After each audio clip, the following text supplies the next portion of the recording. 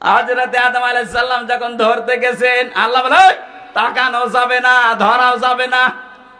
হযরতে আদম আলাইহিস সালাম বলেছিলেন, আল্লাহ তাকানো যাবে, ধরা যাবে, কোন বুদ্ধি আছে ওইটা বলেন। আল্লাহ পাক বলেন বুদ্ধি একটা আছে, বিয়ে করা লাগবে। হযরতে আদম বলছে, আল্লাহ আমি আগেই রাজি। আগে রাজি মানে বাংলাদেশে বহু আদমের সন্তান আমরা আছি, এই যুবক মানুষ নামাজের ফরজ কয়টা? 13টা বলতে পারে না, কিন্তু বিয়ে করা ফরজ এটা জানে। এটা জানে না। আল্লাহ রাব্বুল আলামিন বলেন বিয়ে করতে রাজি হও, দেন মোহর কই? দেন মোহর নেই। দেন মোহর নেইতে বিয়ে করার শখ আসে কোত্থেকে? তার মানে এই আয়াত থেকে বোঝা যায় বিয়ে করার আগে আপনার দেন মোহর জোগাড় করা লাগবে। যদিও বাংলাদেশে এখন সিস্টেম নেই, বাকিতে লিখে রাখেন পরে সময় পেলে দেব। তো বাকিতে লিখে রাখেন পরে সময় পেলে দেব, পরে সময় পেলে বিয়ে করবেন। কথা বলেন না কেন? এখানে হাজারো আল্লাহর ওলি বসে আছে, এখনো পর্যন্ত দেন মোহর দেয়নি। জনম বাকি, পুরা ফাঁকি। মাহফিলের সভাপতি ইঞ্জিনিয়ার সাহেব, কত আপনার দেন মোহর? কত? 1.5 লাখ। আপনি সেই আমার বাবার বয়সী, এরপরেও 1.5 লাখ, আর আমি আমার 50,000। না, 1.5 লাখ অনেক বেশি করে ফিটেছে। আলহামদুলিল্লাহ দিয়েছেন। হ্যাঁ ঠিক আছে, জমি জায়গা লিখে দিয়ে লিখেছে। অথচ এখানে দেন মোহর বাকি আছে, আমি চেহারা দেখলে টের পাচ্ছি। হাত তোলেন তো কাদের বাকি আছে। দেখি একবার মুসলমানি দিয়ে দেখি, দেন মোহর দিতে পারো না? কুমিল্লার বদনাম হয়ে যাবে না? কে এবার এসেলাম মেয়ে বিয়ে দেবে? দেন মোহর বাকি আছে যাদের, না হাসি ঠাট্টার জন্য না, দেওয়া লাগবে। ওয়াতো হুন্না উজুর হুন্না ফারিদা, এটা নামাজ পড়ার মতো ফরজ। কি কথা বললেন না? আর একটা নিয়ম বাংলাদেশ থেকে দূর করা লাগবে। আজ যারা 150, 200, 250 বরযাত্রী নিয়ে মেয়ের বাড়িতে খেতে যান, এটা ছোট লোকি কারবার, জায়েজ নেই এটা। আপনি অলিমা করবেন, নিজের বিয়ের অলিমা নিজে করবেন, মেয়ের পক্ষের আরো 50, 100, 200 জন, আর আপনার নিজের আত্মীয় আরো 200, 500 লোক নিজের বাড়িতে খাওয়াবেন। কিসের বরযাত্রী যাচ্ছে? বাবার যেটা কুসন্তান ওইটা বরযাত্রী যায়। আপনি কি কুসন্তান? আজকে নিয়ত করেন জীবন আর কারো বরযাত্রী যাবো না, বিয়ে হয় হোক না হয় না হোক। বিয়ে করলে দরকার হয় বাবাকে বলবেন যে আমি অনুষ্ঠান করবো আমার বাড়িতে, মেয়ের বাড়ির আরো 50 জন নিয়ে এসে খাওয়াবেন। 18, 20 বছর, 22 বছর এত কষ্ট করে এই মেয়েটা মানুষ করে আপনাকে দিচ্ছে, ওই মেয়েটার কোনো লাভ ওর মেয়ের আর মা আর বাবা পায় না, সব লাভ আপনার। এই কথা বলছেন এখন? আপনার সন্তান তার ধারণ করা লাগে, আপনার বংশ বৃদ্ধি করা লাগে, খেদমত করা লাগে, সারা জীবন আপনার বাড়ি থাকা লাগে। অথচ মেয়েটা মানুষ করে দিলেও তার কি লাভ আছে? কোনো লাভ নেই। খালি 18, 20 বছর, 22 বছর ওর পেছনে বিনা কারণে শ্রম দিয়েছে আর খরচ করেছে। আমি বারবার এটা বলছি কারণ আমার 3টা মেয়ে, কোনো ছেলে নেই। আমার তো বাঁচা লাগবে নাকি? না ভাই, এটা মাসলা, আপনি মেনে নেন, অন্তত আমাকেও বাঁচান। আমার ছেলে 3টা হলে আমি মাসলা বলতাম না মনে হয়। না, এই নিয়ম বাংলাদেশে যেহেতু আছে, কুমিল্লা জেলায় আছে কিনা জানি না, বরযাত্রী যান, এটা পাল্টাবেন। মেয়ের বাড়ি থেকে আরো 100-150 মানুষ নিয়ে আসবেন, নিজের পক্ষ থেকে আরো 150, 300 মানুষ খাওয়াবেন নিজের বাবার টাকা খরচ করে। কিসের বরযাত্রী যাচ্ছেন আপনি? হযরত আদম বলেছিলেন, আল্লাহ আমার অর্থ নেই, আমি দেন মোহর দেব দিকে। আল্লাহ তাকে শিখিয়েছিলেন, আমার নবী মুহাম্মদুর রাসূলুল্লাহর উপরে 10 বার দরুদ শরীফ পড়ো। বিয়েটা হয়ে গেল, জিবরাইল নিজে কাজী হয়ে বিয়ে পড়িয়েছেন। বিয়ে শেষ করার পরে এবার আমি এই শব্দটা বলার জন্য আসলাম। আল্লাহ রাব্বুল আলামিন ডাক দিলেন আদমকে, অকুলনা ইয়া আদাম উসকুন আনতা ওয়া যাওজুকাল জান্নাতা ওয়াকুলা মিনহা রাগাদান হাইসু শি'তুমা। কয়েকটা মাসলা এখান থেকে আসবে, খুব ভালোভাবে শুনবেন। আল্লাহ পাক বলেন, আদম বিয়ে হয়ে গেছে, বউ নিয়ে চলে যাও বাড়িতে। জান্নাত হযরত আদমের বাড়ি আর আমাদের বাবার বাড়ি। কথা বলেন না কেন? জান্নাত হযরতে আদমের বাড়ি, আর আমাদের, আরো জোরে বলেন আমাদের। কি পেলেন এখান থেকে? বিয়ে করার পরে ওয়াকুলনা ইয়া আদম মুসকুন আনতা, আপনি নিজে, ওয়াজাওজুকাল জান্নাহ, আর আপনার স্ত্রীকে। তার মানে বউ বিয়ে করার পরে ওটা নিয়ে আপনার বাবার বাড়ি যাওয়া লাগবে, অথচ কত মানুষ আরো ঘর জামাই থাকে। আপনার লজ্জা নেই? আপনার বিয়ে করে বউ বাড়ি থেকে নিয়ে যাওয়া লাগবে বাবার বাড়ি, আর আপনি নিজে সহ থেকে যাচ্ছেন ঘর জামাই। না, এই সিস্টেম পাল্টান, এটা ছোট লোকি কারবার। বউ নিয়ে বাবার বাড়ি যাবেন, যেই শেষ নেই। আল্লাহ শিক্ষা দিয়েছেন এখানে তিনটা অকুলা। যারা আরবি গ্রামার বসে জিজ্ঞাসা করেন, আল্লাহ কিন্তু আংতা অকুলা দিতে পারতেন, একবারেই দিয়ে বসন দিয়েছেন যে নিজের বাড়িতে বউ নিয়ে যাওয়ার পরে নিজে মরণের খাওয়া খাবা, এরপরে বউকে খাওয়াবা না। একবারে কোলা দিয়ে বসন কেন দিলেন? আজ বাংলাদেশে নারী পক্ষ, নারী স্বাধীনতা আন্দোলন, নারী বিপ্লব পরিষদ, নারী মুক্তি পরিষদ, 13টা সংগঠন কাজ করছে মেয়েদের অধিকার আদায়ের জন্য। অথচ আল্লাহ যে অধিকার মেয়েদের দিয়েছে, কিয়ামত পর্যন্ত পৃথিবীর কেউ এই অধিকার দিতে পারবে না। আল্লাহ পাক কি সমতা দিয়েছেন দেখেছেন? কোলা আদম নিজে খাবে, তারপরে বউ খাবে, হবে না। যেই পরিমাণ যেই মানের খাবার নিজে খাবে, ওই মানের খাবার স্ত্রীকে খাওয়ানো লাগবে। এমনকি কোন মানুষ যদি ভালোবাসা মহব্বতের নজরে নিজের স্ত্রীকে খাবার খাওয়ায়, প্রতিটা লোকমা সাদগা দেওয়ার মতো সওয়াব হয়। মানুষ খাবার খাওয়ায় নিজের বউর বাদ দিয়ে অন্যের বউকে। ও বলছে ঠিক, তার মানে ও কি করে? আউযু বিল্লাহি মিনাশ শাইতানির রাজিম। একটু বাতাস দেন তো 5 মিনিট। বিসমিল্লাহির রহমানির রহিম।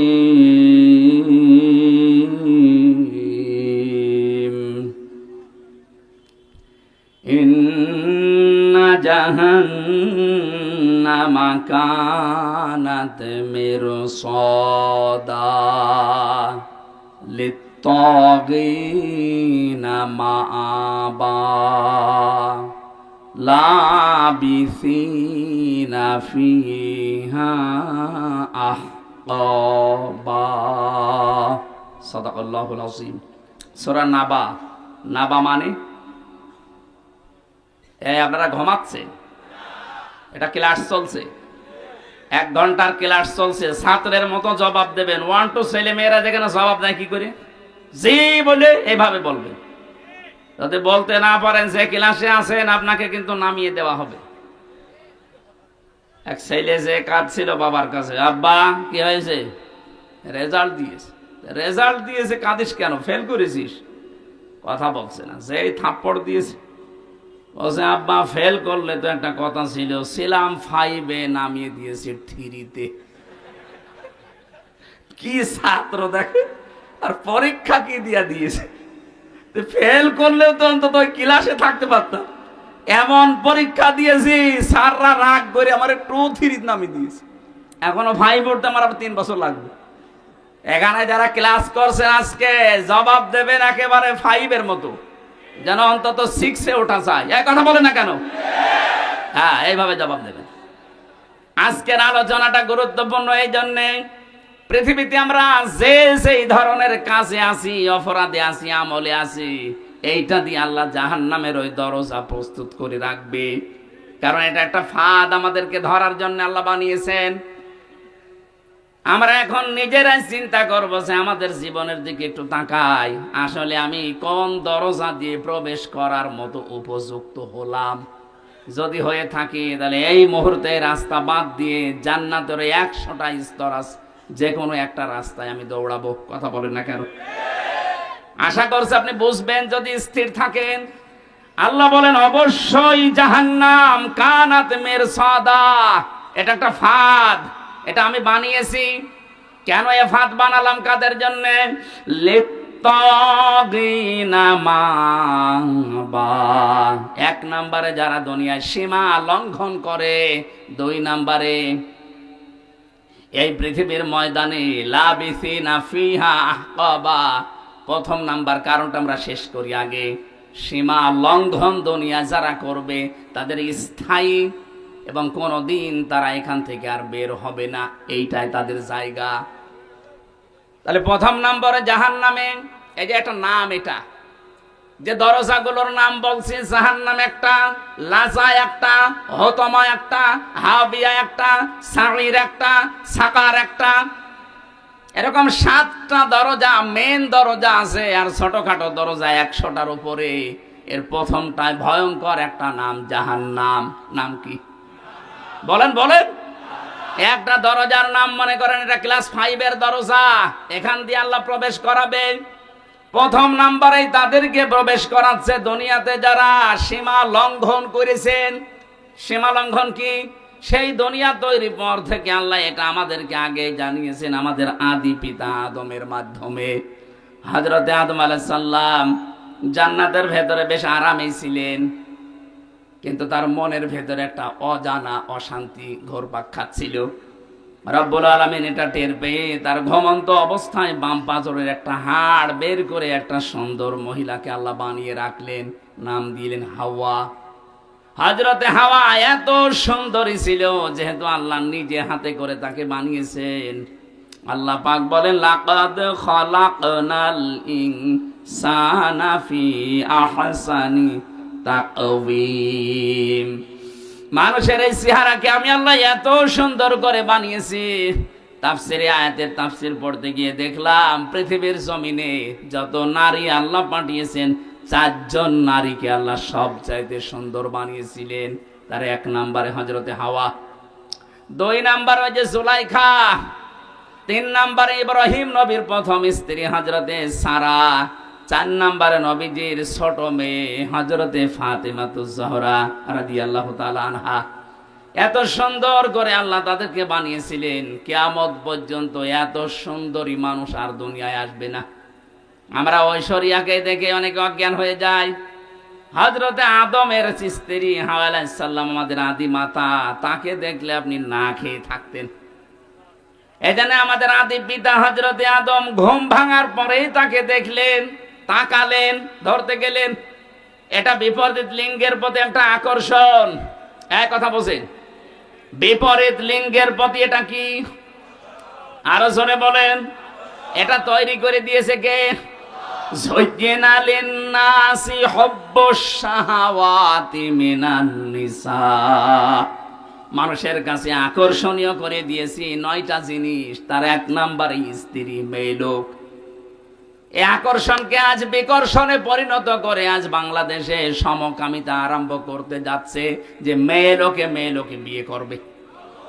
এটা আজকেও কুষ্টিয়ায় একজন করেছে,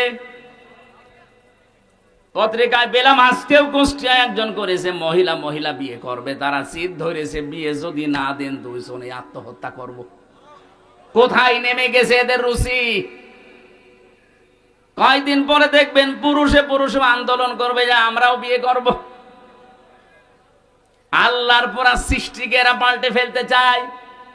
আল্লাহ পাক বলেন, আদম আলাইহিস সালামের বিপরীত লিঙ্গের প্রতি আমি আল্লাহ একটা আকর্ষণ তৈরি করে দিলাম। এইটাই আমার ফাইনাল চূড়ান্ত সিদ্ধান্ত। কিয়ামত পর্যন্ত বিপরীত লিঙ্গের প্রতি একটা আকর্ষণ আপনার থাকবে। যাদের এই আকর্ষণটা বিকর্ষণে পরিণত হয়ে বিপরীত লিঙ্গের দিকে যেতে চাই না, সমলিঙ্গের দিকে যেতে চান, আপনি বুঝবেন আপনি আর মানুষ নেই, আপনি জানোয়ার। পৃথিবীর জানোয়ারও এত নিচে নামে না। এক কথা বলেন না কেন? সুতরাং সমকামিতা যারা প্রমোট করছেন, আজ বাংলাদেশে মানবাধিকারের অফিস বানানোর নাম করে সমকামিতার অফিস বানাতে ঢাকায় আন্দোলন চলছে। সে যে দেশ হোক না কেন, আপনাদের দেশে আপনারা চালান। এই দেশে 96% মুসলমান। আল্লাহর এই নিষিদ্ধ কাজ একজন জীবিত থাকতে আমরা হতে দেব না। এক কথা বলুন। নিষিদ্ধ কাজ জারি হয়ে গেলে আল্লাহর গজব পড়বে। লূত আলাইহিস সালামের জামানায় যেমন গজব দিয়ে আল্লাহ জর্ডানে ওই সাগরকে ডেড সি বানিয়ে দিয়েছেন, মৃত সাগর। এই শুধু এই পুরুষে জেনা করার কারণে। ওইটা যদি বাংলাদেশে চালু হয়, এ দেশকে আল্লাহ এ শুধু কক্সবাজারের এই সমুদ্রের পানিকে শুধু 20 হাত লম্বা করে বলবে, যা একটু ঘোরন দিয়াই পুরা বাংলাদেশ পানির নিচে যেতে কয়েক মিনিটে। এরকম ডেড সি বানাতে আল্লাহর কি 10 বছর লাগবে বলেন? এই জন্য আমরা সাবধান। অনেকে বলছে যেটা করছে করুক গা, আপনি বেঁচে থাকেন না, হবে না। 2 তলা নৌকা চলছে, উপর তলায় আমরা আছি বড় বড় হুজুর নিয়ে, নিচ তলায় আছে ইনারা। বারবার উপর তলায় পানি নিয়ে আসতে যায়। আমরা যদি বলি ঝামেলা করেন কেন, নিচে পানি নেই, ওরা বলেছে ঠিক আছে তোমার উপরে আর ডিস্টার্বে আসবো না। নিচে তক্তা একটা খুলে নিয়েছে, ওপরে আমরা যদি এই দৃশ্য দেখে বলি ঠিক আছে যে যা করছে করুক গা, লা ইলাহা ইল্লাল্লাহ। ওরা যেমন নিজেরা ডুববে আমাদেরকেও ডুবাবে।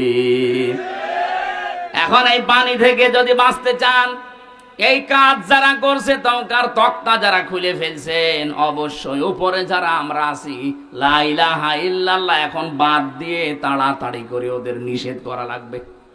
যদি নিষেধ শুনতে না চায় পিটানো লাগবে, পিটিয়েও কাজ না হলে বেঁধে রাখা লাগবে, বেঁধে রেখেও কাজ না হলে মেরে ফেলা লাগবে। কথা বলছেন না কেন? কারণ আমাদের তো বাঁচা লাগবে নাকি? আপনি সমকামিতা আরম্ভ করে শুধু নিজেরা মরবেন না, আল্লাহ রাগ করে যদি গজব দেয় আমরাও মরবো। এই কারণে আমার বাঁচতে হবে আগে। আপনি এই কাজ করতে পারবেন না। এই জন্য তো বাংলাদেশে এত আন্দোলন হচ্ছে যে ফারুকীকে তাড়াতাড়ি সরান, সে সমকামিতা প্রমোট করে।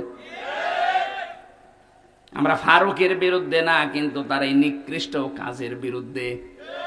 সে যে সিনেমাগুলো বানিয়েছে এই ব্যাচেলর, 60% সিঙ্গুলার নাম্বার, একটাতেও মুসলমানের কোনো উপকার হয় দেখান, শুধু চরিত্র ধ্বংস করা আর পরকীয়া প্রেম কি করে করা যায় সেইটা শিখিয়েছে। এখন প্রশ্ন আসতে পারে হুজুর আপনি কয়দিন দেখেছেন, আমার দেখা লাগে না। এগুলো স্ক্রিপ্ট দেখলেই বোঝা যায় যে এর ভেতরে আছে কি।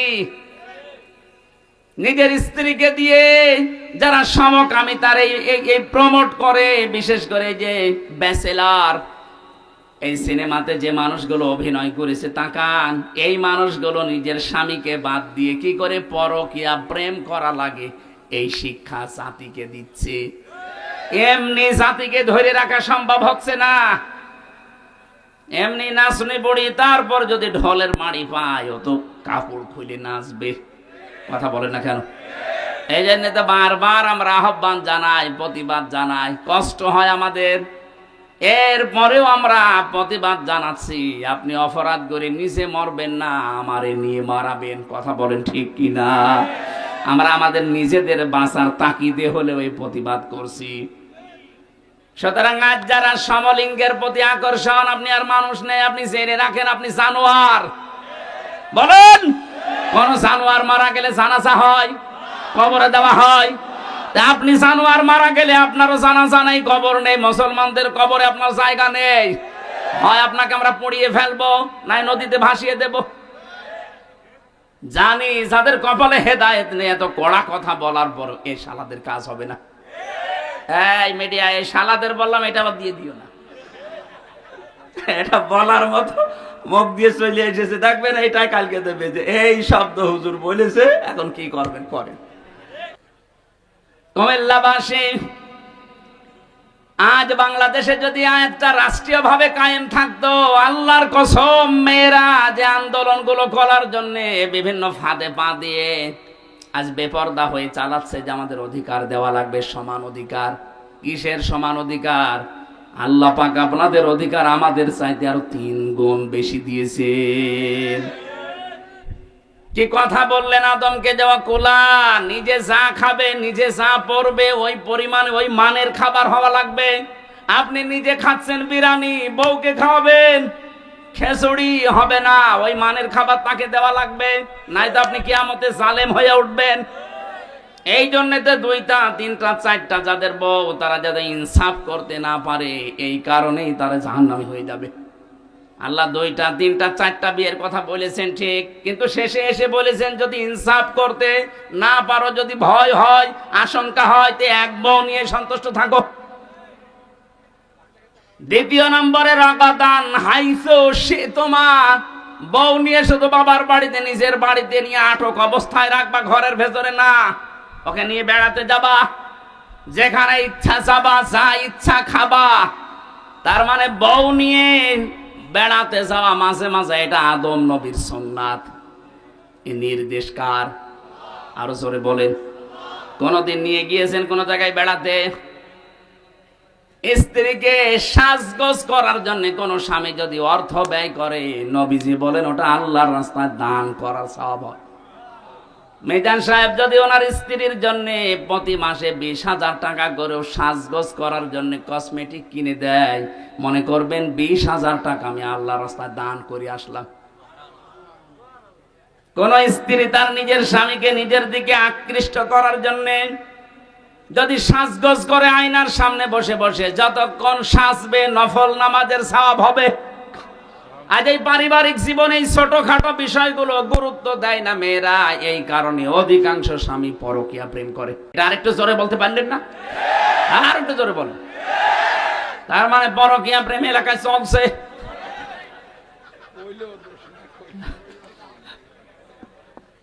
না, সম্মানিত মা বোন, আমি দেখলাম হাজারো মেয়েরা আপনার এই ছোটখাটো একটু ব্যবহারের কারণে হাজারো স্বামী আজ অন্য জায়গায় লাইন করতে বাধ্য হচ্ছে।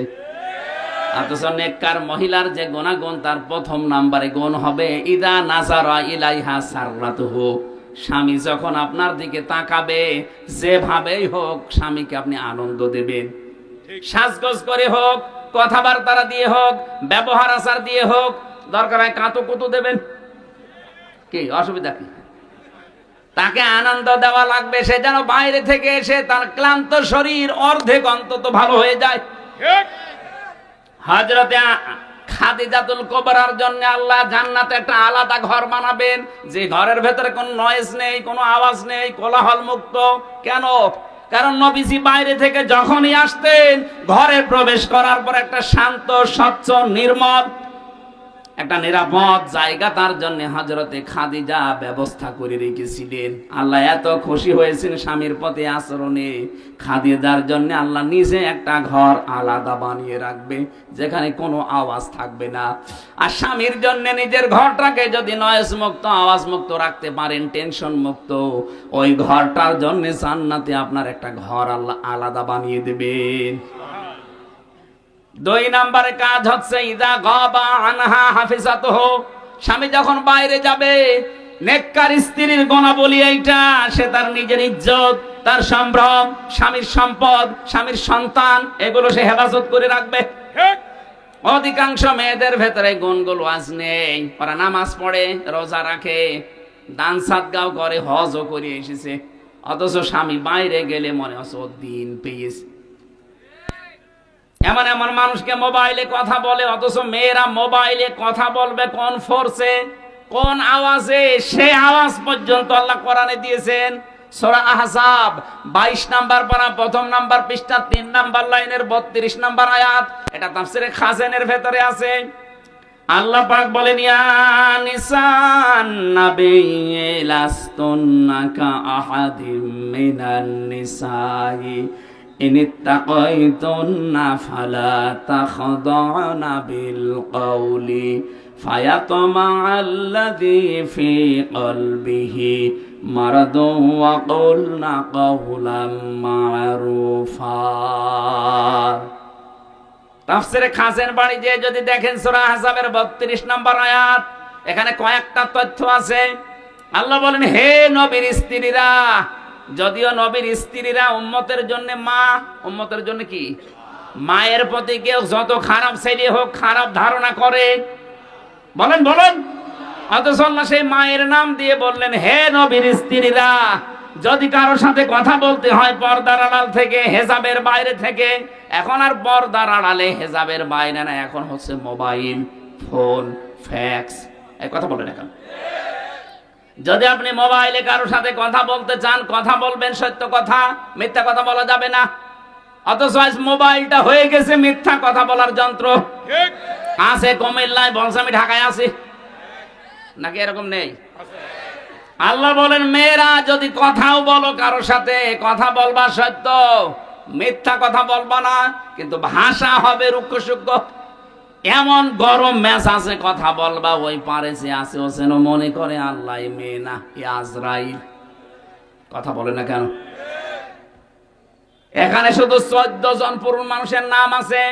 এই 14 জন পুরুষ বাদ দিয়ে দুনিয়ার যে কেউ মহিলাদের সেটে যদি কল আসে, ওই 14 জনের ভেতরে আপনার আপন বাবা, ওই যে ধর্ম বাবা পাতিয়েছে ওই বাবা বাদ দেন, আপন বাবা, আপন ছেলে, আপন ভাই, বোনের ছেলে, আপন বোনের ছেলে, আপন বোনের মেয়ে, না আপন বোনের ছেলে, আপন ভাইয়ের ছেলে, এরকম 14 জনের তালিকা আছে তাফসিরে সূরা নিসার 21 নম্বর আয়াত। এই 14 জন বাদ দিয়ে যদি কাবার ইমাম আব্দুর রহমান সুদাইসিও কল দেয়, আপনি কথা বলবেন সঠিক সত্য, কিন্তু ভাষা হবে রুক্ষ সূক্ষ্ম। এমন গরমে কথা বলবেন, মানুষের ভেতরে যদি শয়তান ধোকাও কিছু দেয়, ও যেন শয়তান আগে পালিয়ে যায়। আর যদি শাবনূরের কণ্ঠে দিয়ে মোলায়েম গলায় কথা বলতে আরম্ভ করেন, 1 দিন 2 দিন 5 দিন 2-3 মাস পরে দেখবেন আপনাকে নিয়ে আল্লাহর রাস্তায় চলে গেছে। আল্লাহ পাক বলেন, আদম সন্তান, তোমার এই স্ত্রীকে নিয়ে ঘুরতে যাবা, যেখানে ইচ্ছা যাবা, যা ইচ্ছা খাবা, কিন্তু সাবধান, ওয়ালা তাকরাবা হাদিহিশ শাজারাতা ফাতাকুনা মিনাজ জালিমিন। ওই গাছটার নিকটে যাবা না। এই গাছ আমরা অনেকেই মনে করি এটা গন্ধম গাছ। কি গাছ? না, শুধু গন্ধম গাছ হলে আল্লাহ কোরআনে আয়াত নাযিল করে আমাদের দিতেন না। আল্লাহ বলেন ওই গাছটার নিকটে, মানে ওটা নিষিদ্ধ জায়গা আমি আল্লাহর জন্য। এরকম নিষিদ্ধ জায়গা এই পৃথিবীতে কোরআনে কারীম 500 জায়গার নাম দিয়েছে। এরকম 500টা আল্লাহর নিষিদ্ধ বর্ডার আছে, এগুলো যেন সীমা লঙ্ঘন করবা না। যদি করো জালেম হয়ে যাবা। হযরত আদম আলাইহিস সালাম যে জায়গায় গিয়েছিলেন, ওই জায়গায় যাওয়া তার জন্য নিষিদ্ধ ছিল।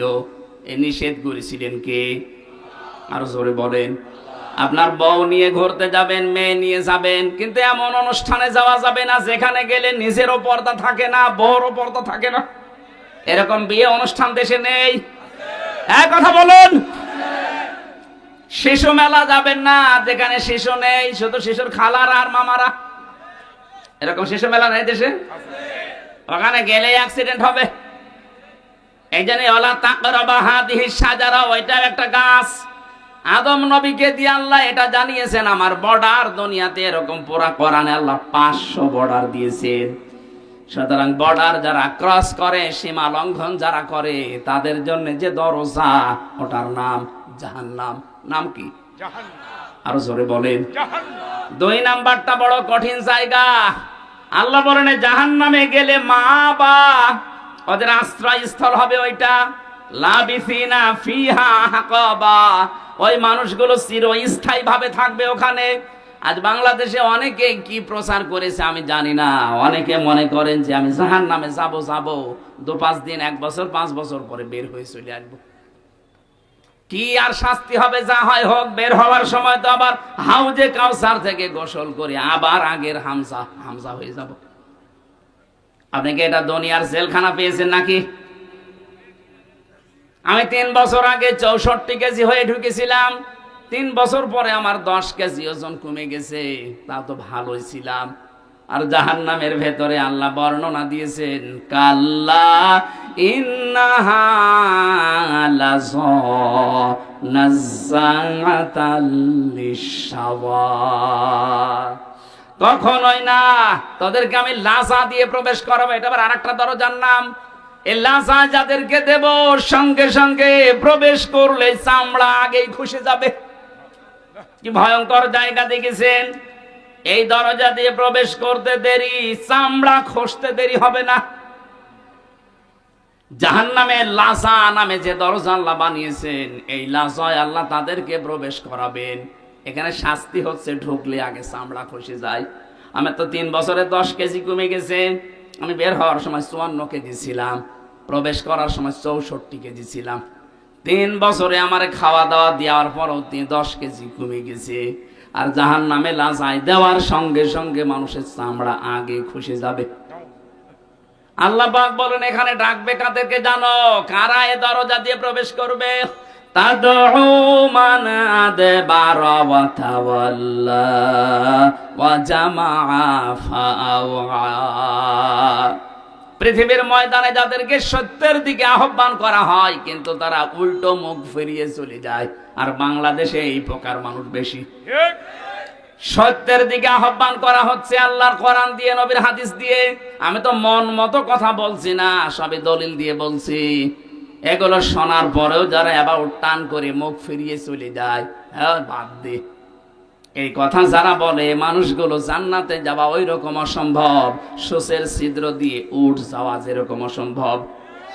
আমাদের আচরণ চরিত্র যেন এরকম আবার না হয়ে যায়, না বলছে বলুক ওরকম বলেই থাকে না। আমি আর কি মারার জন্য বলছি না।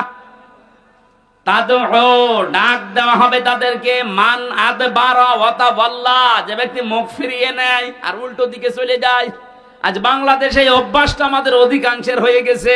না যে যত কোরআনের কথা এদেশে বলা হচ্ছে, এদেশ তো জান্নাত হয়ে যাওয়ার কথা। বিশ্বের কয়েকটা দেশ আমি কিছুদিন আগেও তো ঘুরে আসলাম, এই যে সিঙ্গাপুরে, মালয়েশিয়াতে, এত কড়াকড়ি সিঙ্গাপুরে কথা বলতে গেলে আমাদের দেশের মতো ওখানে 14 জায়গায় অনুমতি নেওয়া লাগবে।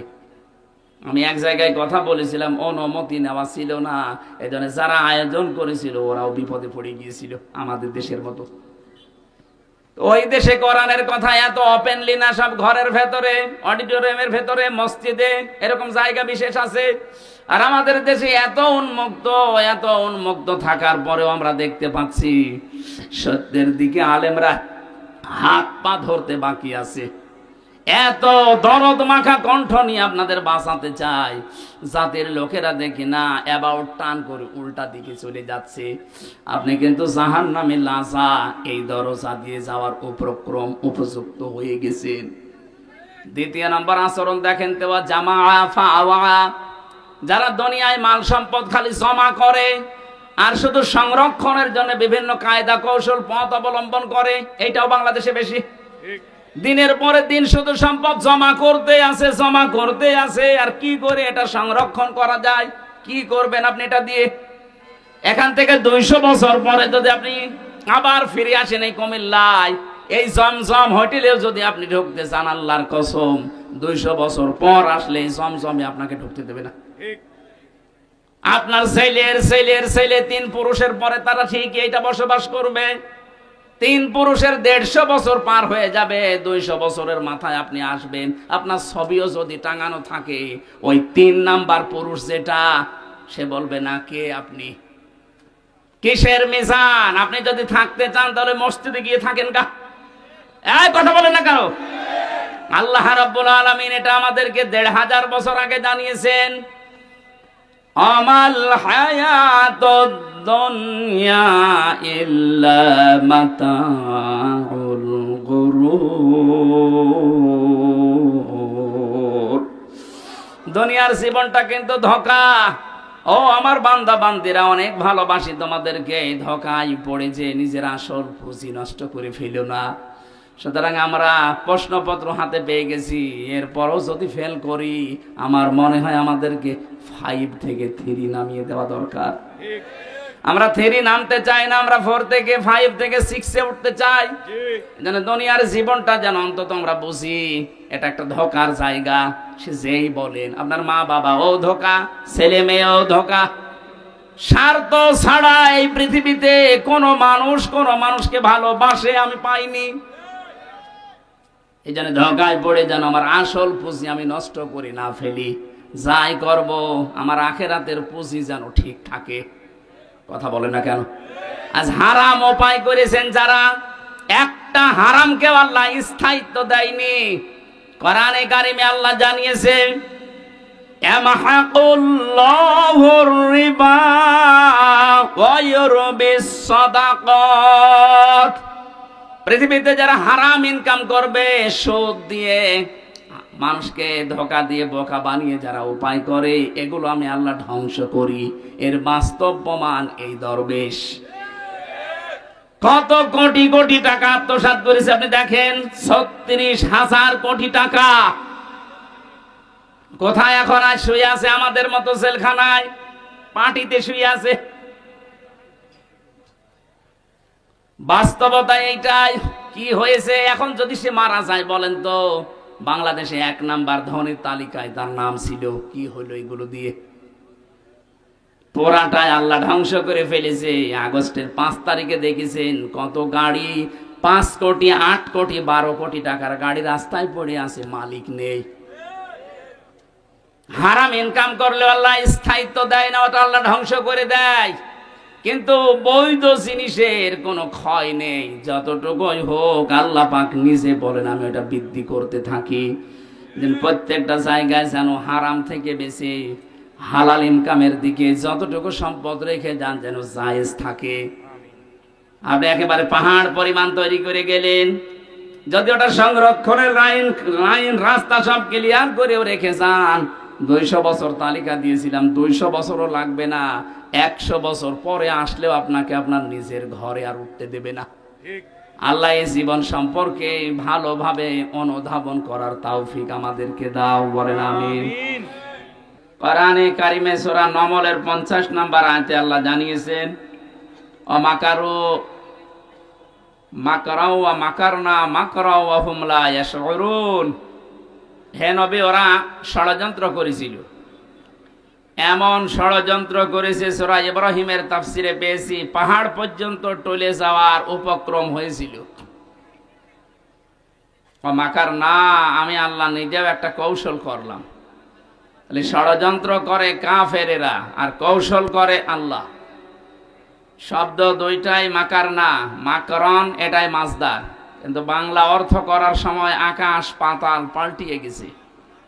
কাফের বেঈমানদের বেলায় এই শব্দটার বাংলা অর্থ দাঁড়াবে ষড়যন্ত্র, দুর্বিসন্ধি, আর আল্লাহর ক্ষেত্রে এই শব্দটার অর্থ দাঁড়াবে কৌশল। অমাকারু অমাকার আল্লাহ আল্লাহু খায়রুল মাকিরিন।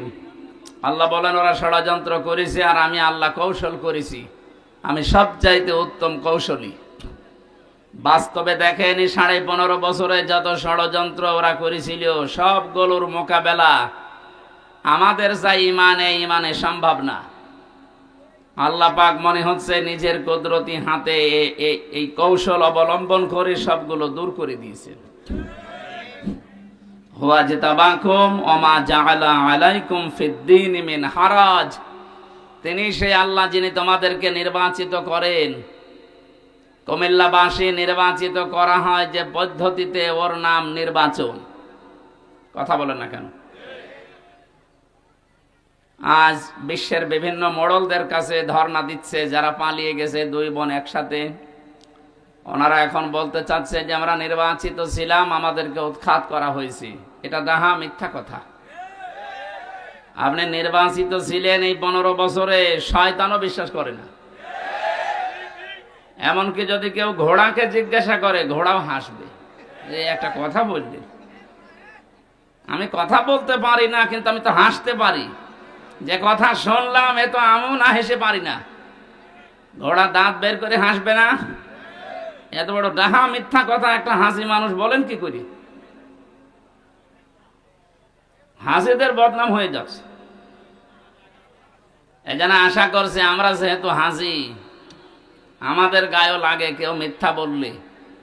মানুষ গালি দেয় শালার পাঁচি। কথা বলে না কেন? এই জন্য আমরা আশা করব অন্তত আপনারা 2 বোন একসাথে পালিয়েছেন, একটু আল্লাহ বিল্লাহ করেন। কথা বলে না কেন? মিথ্যা কথা, মিথ্যা তথ্য মানুষকে দিয়ে আর বিভ্রান্ত করবেন না পৃথিবীর মানুষকে। সারা দুনিয়া জানে যে 15.5 বছরে কোনো নির্বাচন হয়নি। এই মিথ্যা কথা মানুষকে বলে কি আপনি লাভ করতে পারবেন?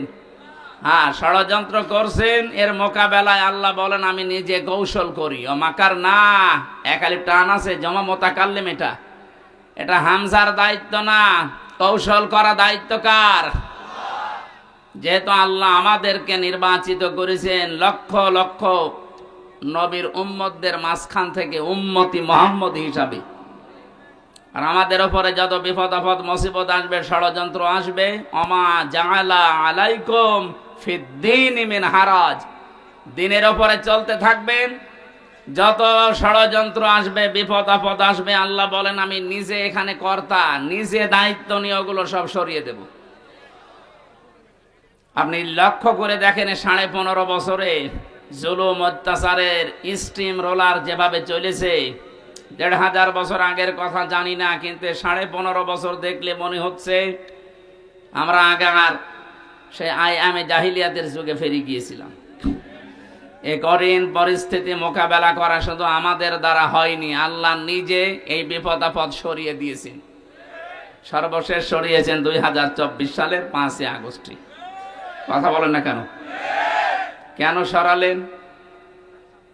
আল্লাহ রাব্বুল আলামিন বলেন, ফালাম্মা নাসু মা যুক্কিরু বিহি ফাতাহনা আলাইহিম আবওয়াবা কুল্লা শাই।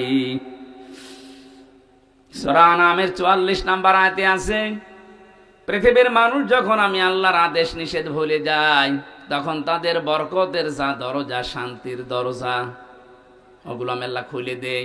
লাফাতাহানা, একটা দরজার কথা না, আবওয়াব বহু বচন দিয়েছেন, বাবের বহু বচন। ওদের আনন্দের যত দরজা আছে, সুখের যত দরজা আছে, আমি আল্লাহ নিজে খুলে দেই। কোন সময়? যখন তারা আমার আদেশ ভুলে যায়। আমরা দেখতে পেলাম ২০০৬ সালের ২৮শে অক্টোবর যে ঘটনা তারা ঘটিয়েছে, তামাম পৃথিবীর ইতিহাস তারা পাল্টিয়ে ফেলেছে। বিশ্ববিদ্যালয়ে থাকাকালীন বহু ইতিহাস পড়েছি, কিন্তু এই ইতিহাস কোনোদিন পড়িও নাই, শুনিও নাই যে মানুষ হত্যা করার পরে লাশের উপরে ড্যান্স দেওয়া যায়। অথচ এটা দুনিয়ায় হয়েছে। এই কথা বলেন না কেন? একটা কুকুরকে মারার পর লাশের উপরে ড্যান্স দিয়েছে, আমি পাইনি, দেখিও নি। কিন্তু জসিম ভাইকে তারা হত্যা করার পরে লাশের উপরে নৃত্য করেছে, ড্যান্স দিয়েছে। দৃশ্যের পরে মনে মনে করলাম, না, এই এরা কি গো, এই ছেলে, ইয়ার কি মারতে আসো এখানে?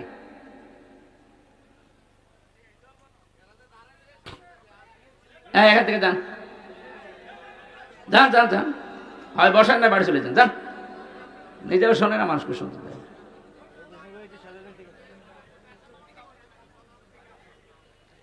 আমার ভাইরা, ৬ সালের এই পরে ৭ সালে ডিসেম্বর মাসে সিরাজগঞ্জ থেকে একবার অনুষ্ঠান করে বাড়ি যাচ্ছিলাম। তখন বাসে আসতাম, বাসের পেছনে ড্রাইভারের পেছনে বসে আছি, গাড়ি যাচ্ছে। হঠাৎ দেখলাম রাস্তার মাঝে একটা কুকুর মরে পড়ে আছে। ড্রাইভার কুকুরের ওপর দিয়ে না দিয়ে বাম দিয়ে চালিয়ে দিল, গাড়ি ঝাঁকি দিয়েছে। ড্রাইভারকে বললাম, আপনি এমন করলেন, এখনই তো উল্টিয়ে যেত। ড্রাইভার আমারে বলছে, দেখছেন একটা কুকুর মরে পড়ে আছে, আমি ডবল করে চাপা দেব, আমার বিবেক নেই। আরে ভাই, এ তো মরা কুকুর, এতে মেরে ফেললে কি আর না মারলে কি, তো মরেই গেছে। ড্রাইভার আমার দিকে ঘুরে বলছে, হুজুর আপনি কি আসলেই হুজুর নাকি ভান ধরেছেন? আপনি কেমন হুজুর? আপনি দেখেন একটা মরা গরু, মরা কুকুর পড়ে আছে, আমি ডবল করে চাকা চালাবো, আমার বিবেক কি মরে গেছে? পিঠের ওপরে থাবা দিয়ে বললাম, আপনার নাম কি? সুব্রত। নাম শুনে বুঝলাম ইমান নেই, কিন্তু বিবেক আছে। এক কথা বলছেন এখন, ওর ইমান আছে, নামেই বোঝা যাচ্ছে ইমান নেই। সুব্রত বালা, তার মানে বিবেক আছে। একটা মরা জিনিস, যদিও নিকৃষ্ট জীব কুকুর, তারপরও আপনি মারতে পারলেন না ডবল করে। এই পৃথিবীতে আমরা চোখে দেখা গত বছরে জীবিত মানুষকে পিটিয়ে সাপের মতো মেরে ফেলার পরে দেখলাম তার লাশের ওপরে ড্যান্স দিচ্ছে। এটাকে মানুষ বলা সম্ভব?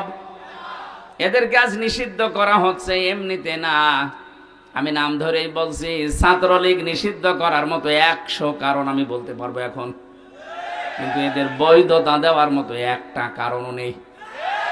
আপনি যাদের বৈধতা দেবেন কোন কারণে একটা দেখান।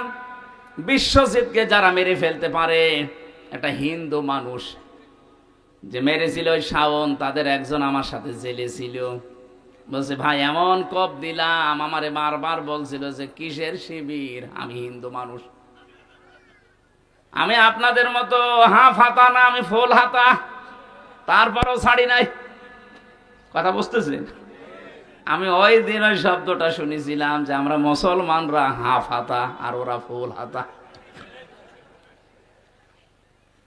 একটা একটা করে আপনি জাহাঙ্গীরনগর বিশ্ববিদ্যালয়ের দিকে তাকান, 100 মেয়ের ইজ্জত সম্ভ্রম নষ্ট করার পর ওরা মিষ্টি বিলোচন করেছে যে আমরা সেঞ্চুরি করলাম।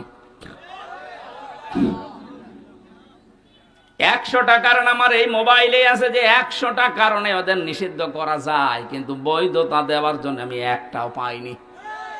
আপনি তো বলেন তো যে এই কারণে বৈধতা দেওয়া যায়, বলেন তো কি করেছে? এত যা করেছে সবে অবৈধ কাজ।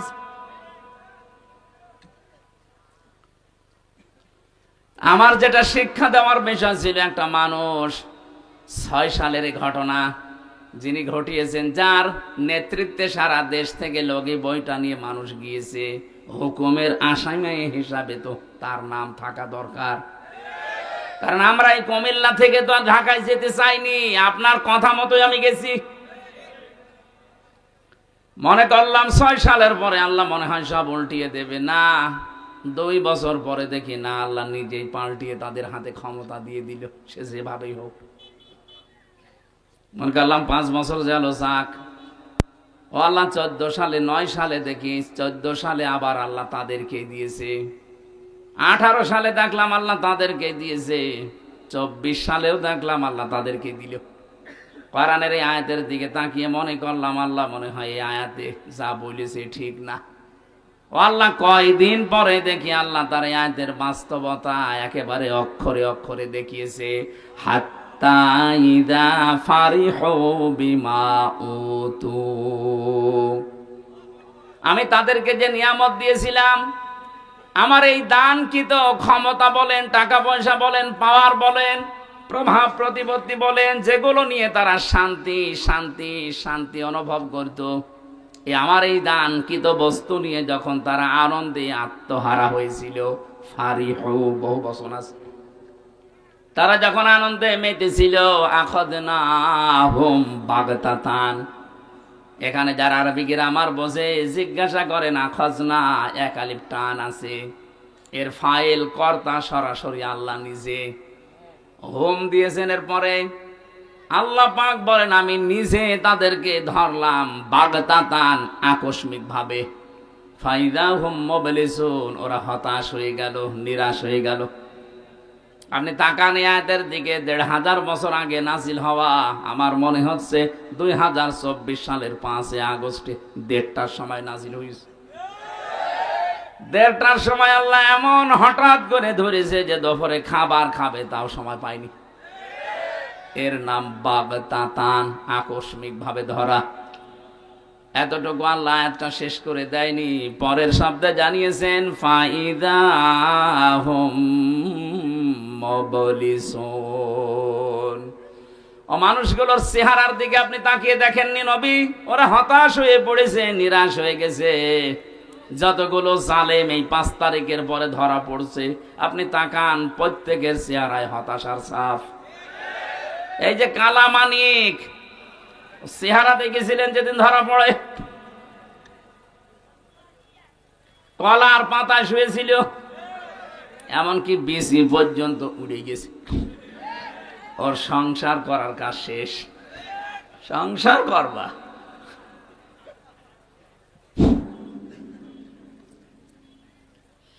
আয়াতের পরের শব্দটা আমার কাছে খুব আশ্চর্য মনে হচ্ছে, ফাকুতিআ দাবিরুল কওমিল্লাযীনা যালামু। আল্লাহ পাক বলেন আমি নিজে জালেমদের শিকড় কেটে দিয়েছি। সুতরাং জালেম যারা, তাদের শিকড় কেটে দিয়েছে সরাসরি কে? এই জন্য জালেমদের কথা শুনে উদ্বুদ্ধ হয়ে এখন যদি দেশে কেউ বিশৃঙ্খলা তৈরি করে, নিজের কপালে নিজে আগুন লাগাচ্ছেন। ওদের যদি ক্ষমতায় থাকতো তাহলে পালিয়ে যেত না, যেহেতু ধরেছে সরাসরি আল্লাহ নিজে। ছাত্র জনতা এটা একটা উপলক্ষ। বিএনপির মতো, জামাত ইসলামের মতো এত বড় বড় রাজনৈতিক দল 15.5 বছরে এক চুলও নড়াতে পারে নাই। সেখানে নিরস্ত্র, কিচ্ছু হাতে নেই, খালি হাতে ছাত্র ছাত্রী। আমার মনে হয় আল্লাহ ঠিক আবাবিল পাঠিয়েছিল। এই শব্দটা তারই প্রমাণ, মাকার না। আমি নিজে একটা কৌশল করলাম, আল্লাহ পাক পরের শব্দে দিয়েছেন মাকারাহুম লা ইয়াশউরুন, এমন কৌশল করেছি যে যারা টেরও পায়নি। কোনদিন ভাবে না যে ছাত্র এই নিরস্ত এদের মাধ্যমে আমাদের পালিয়ে যাওয়া লাগবে, কোনদিন ভাবে না। আল্লাহ রাব্বুল আলামিন পরের আয়াতে জানিয়েছেন ফাংজুর, নজর করে দেখো, কাইফা কানা আকিবাতু মাকরিহিম, দুনিয়ায় যারা ষড়যন্ত্র করেছিল তাদের পরিণাম আমি কি করেছি আপনি তাকান। আন্না দাম্মারনাহুম ওয়া কওমাহুম আজমাইন। আল্লাহ পাক শুধু আন্না দিতে পারতেন, আন্না একালি টান দিয়ে জানিয়েছেন অবশ্যই আমি ওদের এবং ওদের জ্ঞাতি গোষ্ঠী যারা ছিল প্রত্যেকের শিকড় আমি আল্লাহ নিজে কেটে দিয়েছি। তাদের প্রত্যেকের শিকড় কাটার দায়িত্ব কার? এখানে শিকড় কেটে দিলে ওইটা আর দাঁড়িয়ে থাকতে পারে না। এদেশে জালেমদের ভিত আর নেই, ষড়যন্ত্র যাই করছেন বিভিন্ন ইস্যু নিয়ে একটাও টিকবে না। যত ষড়যন্ত্র করবেন এদেশের ছাত্র আর জনতা এরা কিন্তু আরো ইস্পাত শক্ত কঠিন মজবুত হবে। ছোটখাটো যে মনোমালিন্য গুলো আছে আপনাদের এই ছোটখাটো ষড়যন্ত্রের কারণে আরো বেশি মজবুত হয়ে যাবে। শেষে বলবেন আল্লাহ আগেই তো ভালো ছিল। এই জন্য আমার মনে হয় ষড়যন্ত্রের ফাঁদে পা না দেওয়া। ওরা যখন পালিয়ে গেছে আমরা চাই ওরা আল্লাহ বিল্লাহ করে দুনিয়া থেকে মুসলমান হয়ে বিদায় নিয়ে চলে যাক। আর আমরা আহ্বান জানাবো এই দেশ থেকে আমরা যারাই বিদেশে পাঠাই তারা রেমিটেন্স যোদ্ধা, টাকা পয়সা এই দেশে পাঠায়। আপনারা 2 বোন আজ 3 মাস হয়ে গেল একটা টাকাও পাঠাননি। পাঠিয়েছে একটা টাকাও দেয়নি। কি করছেন আপনারা ওখানে? কারো স্বামীর বাড়ি, কারো দুলা ভাইয়ের বাড়ি, অন্তত কিছু দেন। যে ঋণের বোঝা দিয়ে গেলেন এই দেশে, এত ঋণ করেছেন আপনারা এই দেশে, এখন যত টাকা পাচার করেছেন এটা এখন শোধ তুলতে এই দেশে যেই জন্ম নেবে তার মাথার উপরে 1 লাখ টাকার উপরে ঋণ। আহ্বান জানাবো ওখানে বসে বসে ষড়যন্ত্র না করে গটি না চাইলে 2 বোন মিলে টাকা পয়সা যেগুলো পাচার হয়েছে পাঠান, আমরা ঋণ পরিশোধ করি। এটা আমরা চাই না, এটা সারা দেশের মানুষই চাই। এজন্য আমি আর নিচে নামলাম না। পরের আয়াতটা শুনলে আপনার আরেকটু ভালো লাগবে, বলবো। আপনি আবার অন্যদিকে নেবেন না, দেখবেন মেলে কিনা। আল্লাহ পাক বলেন ফাতিল কাবুয়ুতুহুম খাবিয়াতাম বিমা যালামু ইন্না ফি যালিকা লাআয়াতাল লিকাউমি ইয়ালামুন। আল্লাহ ফা দিয়া আয়াত শুরু করলেন। ফাতিলকা এই সেই ঘর, বাইতুন 1 বছর, বুয়ুত বহু বছর, হোম মানে তাদের। আল্লাহ বলেন এই সেই ঘর, এই যে তাকান, এই সেই ঘর। তিনি যেন আঙ্গুল এভাবে দিয়ে আমাদেরকে দেখাচ্ছেন, হে নবী আপনি দেখতে পান না, এই সেই ঘর। খাবিয়াতান, যেগুলো জনশূন্য করে দিয়েছি, বিমা যালামু, তাদের জুলুমের কারণে। কি জুলুম করেছিল তারা? মাটির নিচে যে আয়না ঘরের কথা বলছিলেন, আমি তো মাত্র 10 দিন ছিলাম, আমি টের পেয়েছি যে মানুষ কত নিকৃষ্ট হতে পারে। ওখানে কত মানুষ 2 বছর, 5 বছর, 8 বছর, 10 বছর, 14 বছর পড়ে আছে, কেউ জানে না। এত বড় বড় নখ হয়ে গেছে, চুল দাড়ি গপ মনে হচ্ছে জঙ্গল থেকে বেরিয়ে আসতেছে। কিছু কিছু মানুষ এই বড় বড় নখ দিয়ে দেওয়ালের সাথে খুশিয়ে খুশিয়ে লিখে রেখেছে যে ভাই যদি বাইরে যেতে পারেন তবে নাম্বারে একটু বলবেন যে আমি বেশি আছি। টের পাচ্ছেন? 10 দিনই আমার জীবন অতিষ্ঠ হয়ে গেছে, আমার মাজা এখনো পর্যন্ত ব্যথা।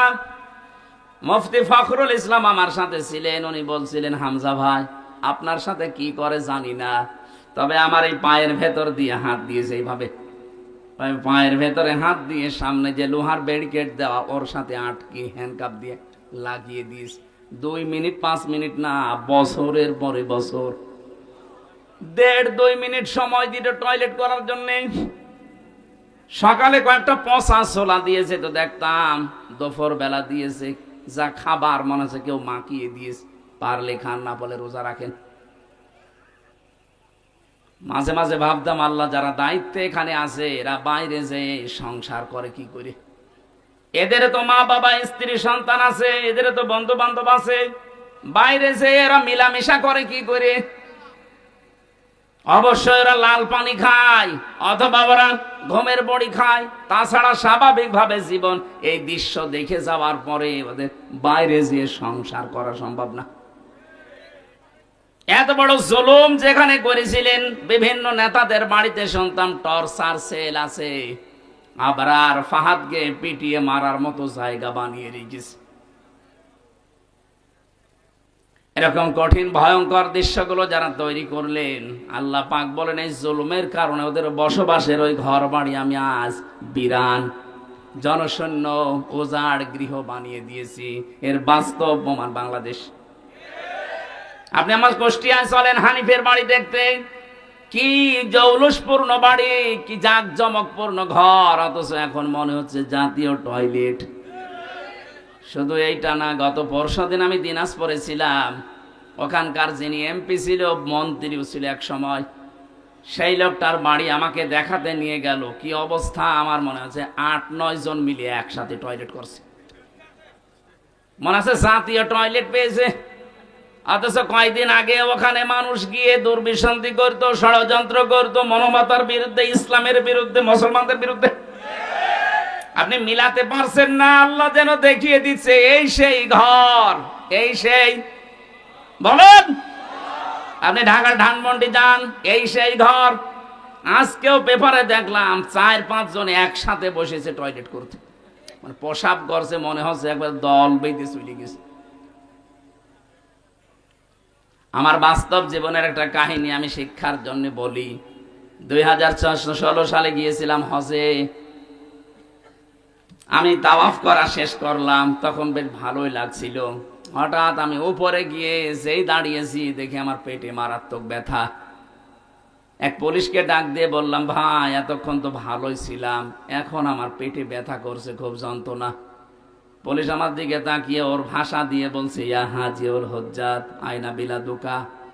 ও হাজি, দেশ কোথায়? আমি জি, তুমি বাংলাদেশ। বাংলাদেশ থেকে এসেছি। আমারে বলছে, আপনি এটা কোন জায়গা জানেন না? না তো। বলছে, এটা আবু সাহেলের বাড়ি, আপনি এখনো পায়খানা না করে দাঁড়িয়ে আছেন, তাড়াতাড়ি করেন। হ্যাঁ, সত্যিই পায়খানা করে দেখি আমার পেটের ব্যথা ভালো হয়ে গেছে। আল্লাহ আমাকে জানাতে চেয়েছে, হামজা এত টাকা খরচ করে আসলে 6000 কিলোমিটার দূর থেকে, আর এই শয়তানের বাড়ি পায়খানা না করে চলে যাবা, তাড়াতাড়ি করো। আমার তো মনে হচ্ছে ওই দৃশ্যের পরে বাংলাদেশে বহু জালেমের বাড়ি ঘর আল্লাহ জাতীয় টয়লেট বানিয়ে দেবে। দেশের মানুষের পেটে ব্যথা হবে, বিভিন্ন রকমের মান্যত করবে, ওখানে যে পুরা করবে। এক কথা বলেন না কেন? এখান থেকে আগামী প্রজন্ম যারা যারা যেন শিক্ষা নেয়, এজন্য আগে তিলকার আগে ফা দিয়েছেন, এটা ব্যাখ্যা। আল্লাহ বলেন শুধু এইটাই না, পরবর্তী যারা পৃথিবীতে জালেম হবে, জুলুম করবে, যেখানে বসে ওই জায়গাটাও আল্লাহ অভিশপ্ত করে দেবে। এখানে আগামী যারা ক্ষমতায় বসবেন তারা যেন জালেম হয়ে না যান। আমি আশা করছি কথা বোঝাতে পেরেছি। যদি কেউ না বোঝার ভান করেন, এদিকে আসেন, ছড়ি কোদাল দিয়ে বোঝাচ্ছি। এটা আমি আয়াত খেলা করার জন্য পড়ি নাই। আগামীতে যারা চেয়ারে বসবেন তারা যেন জালেম হয়ে না যান, শিক্ষা নেবেন। 5 বছর হয়তো জুলুম করবেন, জনতা কিন্তু জেগে উঠবে। একবার যখন আবু সাইদের মতো জীবন দিয়া শিখা ফেলেছে, এদেরকে আর দাবানো যাবে না।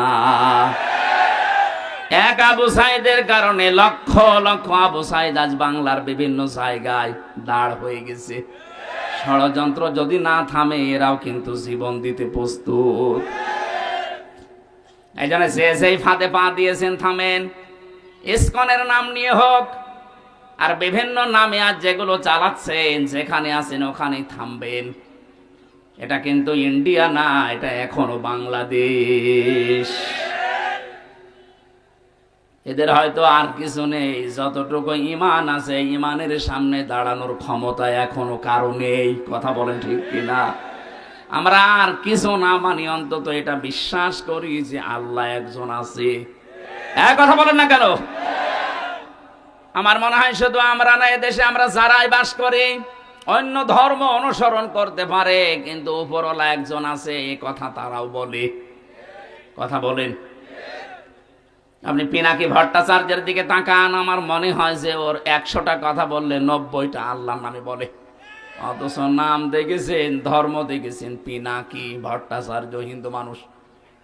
আপনি গয়েশ্বর বাবুর কাছে যান, 14টা কথা বললে আমার মনে হয় 10টায় আল্লাহর নামে বলে।